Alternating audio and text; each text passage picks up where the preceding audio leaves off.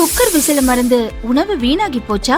இனி அந்த கவலையே வேண்டாம். வழங்குகிறோம் உலகின் முதல் விசில் கவுண்டர் குக்கர், புதிய அல்ட்ரா குரோனோ. அல்ட்ரா என்றால் ஆரோக்கியம். லயன் சாக்லேட்ஸ்ல பாதாம், டேட்ஸ், சாக்லேட் மூணும் இருக்கு. ருசிக்கு சாக்லேட், அயன் சத்துக்கு டேட்ஸ், புரோட்டீனுக்கு பாதாம். தாத்தா ரொம்ப டெலிஷியஸா இருக்கு. Line chocolates. ஆச்சி கொழுக்கட்டை மாவிற்கு கொழுக்கட்டை அச்சை கேட்டு வாங்குங்கள். மதுரையைச் சேர்ந்த சமூக சேவகர் சின்னப்பிள்ளை ஹைட்ராலிக் சிஸ்டத்தில் எண்ணெய் கசிவை தடுத்து அழுத்தத்தை பராமரிக்கும் ஓரிங் உருவாக்கியவர். அவரது வீட்டுக்கு சென்ற மாஜி பிரதமர் வாஜ்பாய் சின்னப்பிள்ளையின் காலை தொட்டு வணங்கியதாக கீர்த்தனா சட்டசபையில் பேசியிருந்தார். அமைச்சர் தவறான தகவலை கூறியதாக பாஜக முன்னாள் எம்எல்ஏ வானதி எதிர்ப்பு தெரிவித்தார். கிராமங்களில் மகளிர் சுய உதவி குழுக்களை உருவாக்கி பெண்களின் பொருளாதாரத்தை மேம்படுத்தியதால் சின்னப்பிள்ளைக்கு ஸ்ரீசக்தி விருதும் பத்மஸ்ரீ விருதும் வழங்கப்பட்டது.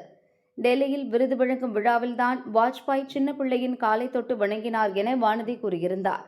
தனது பேச்சு தவறாக புரிந்து கொள்ளப்பட்டதாக சட்டசபையில் அமைச்சர் கீர்த்தனா விளக்கம் அளித்தார்.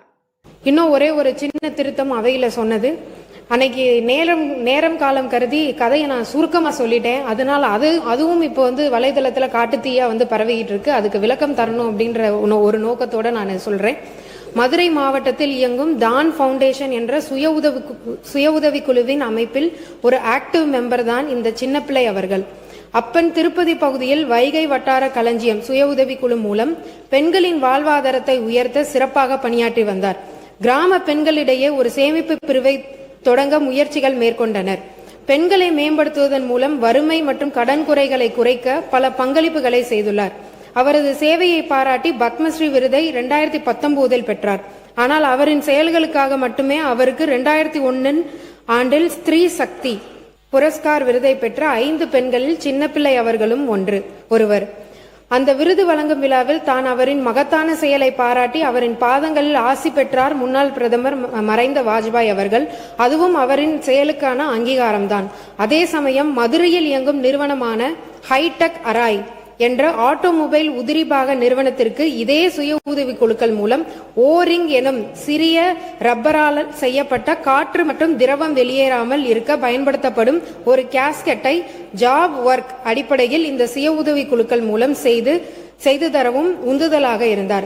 இன்றளவும் மதுரை வட்டார பகுதியில் சுமார் 200 பெண்களுக்கு வேலை வாய்ப்பு வழங்கப்பட்டு வருகிறது என்பதை இந்த பேரவையின் வாயிலாக தெரிவித்துக் கொள்கிறேன்.